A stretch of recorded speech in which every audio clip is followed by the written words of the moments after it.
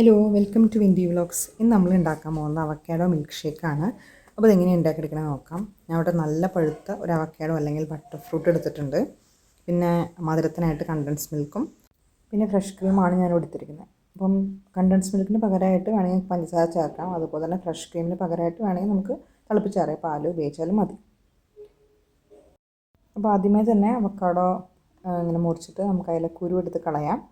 അതുപോലെ തന്നെ അതുപോലെ പൾപ്പൊക്കെ എടുത്ത് നമുക്കൊരു പാത്രത്തിലേക്ക് മാറ്റാം.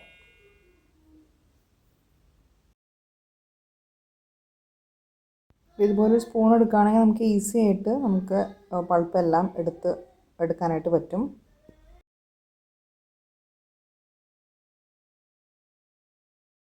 ഇപ്പോൾ പൾപ്പെല്ലാം ഞാൻ എടുത്തിട്ടുണ്ട്. ഇനി ബാക്കി ചേരുവകൾ നമുക്ക് ചേർത്ത് കൊടുക്കാം. അപ്പോൾ ഫ്രഷ് ക്രീം ഞാനിവിടെ ഏകദേശം ഒരു 3 ടേബിൾ സ്പൂണിൻ്റെ അടുത്താണ് ചേർക്കുന്നത്.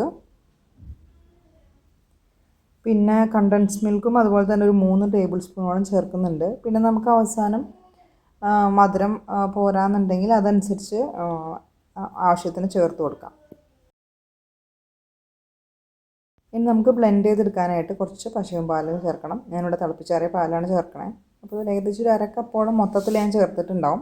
അപ്പോൾ നമ്മൾ മിക്സി ജാറിലിട്ട് ബ്ലെൻഡ് ചെയ്യുമ്പം നമ്മൾ ഇത്തിരി ആയിട്ട് ചേർത്ത് കൊടുത്താൽ മതി. ആദ്യമേ തന്നെ എല്ലാം കൂടെ നമ്മൾ ആഡ് ചെയ്യേണ്ട ആവശ്യമില്ല. അപ്പോൾ ഞാൻ മിക്സി ജാറിൽ നിന്നെല്ലാം നന്നായിട്ട് ബ്ലെൻഡ് ചെയ്തെടുത്തിട്ടുണ്ട്. അപ്പം ഞാൻ ബ്ലെൻഡ് ചെയ്ത സമയത്ത് ഇതിലേക്ക് കുറച്ച് വാനില എസൻസ് കൂടെ ചേർത്തിരുന്നു. അത് പറയാൻ മറന്നുപോയി. അപ്പോൾ നിങ്ങൾക്ക് വാനില എസൻസിൻ്റെ ടേസ്റ്റും ഉണ്ടെങ്കിൽ ഒരു പ്രത്യേക രസം ഉണ്ടാവും. ഞാനത് സെർവിങ് ഗ്ലാസ്സിലേക്ക് പകർത്തിയിട്ടുണ്ട്. അതിനുശേഷം ഇതിലേക്ക് ഞാൻ കുറച്ച് വാനില ഐസ്ക്രീം കൂടെ ആഡ് ചെയ്ത് കൊടുക്കുന്നുണ്ട്. അപ്പം ഇതും കൂടി ആകുമ്പോൾ പെർഫെക്റ്റ് ആയിരിക്കും ഈ ഒരു ഡ്രിങ്ക്. പക്ഷെ ഇതൊന്നും വേണം നിർബന്ധമില്ല, അല്ലാതെ തന്നെ നല്ല ടേസ്റ്റാണ്. അപ്പോൾ ഞാൻ 2 പേർക്കുള്ള സെർവിങ്സ് ആയിട്ടാണ് എടുത്തിരിക്കുന്നത്. ബാക്കിയുള്ളത് ഞാൻ ഒരു എയർ ടൈറ്റ് കണ്ടെയ്നറിലാക്കിയിട്ട് ഫ്രീസറിലാണ് സൂക്ഷിക്കുന്നത് പിന്നീട് യൂസ് ചെയ്യാനായിട്ട്. അപ്പം ഇന്നത്തെ റെസിപ്പി എല്ലാവർക്കും ഇഷ്ടമായെന്ന് കരുതുന്നു. അപ്പോൾ എല്ലാവരും ട്രൈ ചെയ്ത് നോക്കി അഭിപ്രായം പറയാം. Thanks for watching. ബൈ.